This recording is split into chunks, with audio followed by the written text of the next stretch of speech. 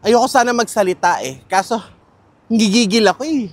Ngigigil ako. Oh, eto, bagong news. Becky sa Cebu, nagpatayo ng 2 oras sa isang empleyado.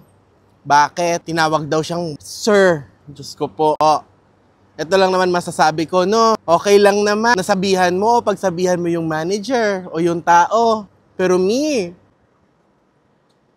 alam mo naman siguro may binubuhay din yung tao. Diyos ko po. Magkano lang naman ang sinasahod ng mga ganun, di ba? Kung mas mayaman ka, mas educated ka, umunawa kami. Ang laki-laki mong tao, hindi ka marunong umunawa sa kapwa mo. Diyos ko po. Kaya hindi nilirespeto ang LGBT. Dahil sa mga kagaya mo, gusto mong respetuhin ka, rumispeto ka rin ng kapwa mo, Maraming paraan para gawin yung mga ganyang bagay. Hindi sa lahat ng panahon dinadala sa init ng ulo. Unawain ang mga bawat sitwasyon, Diyos ko po.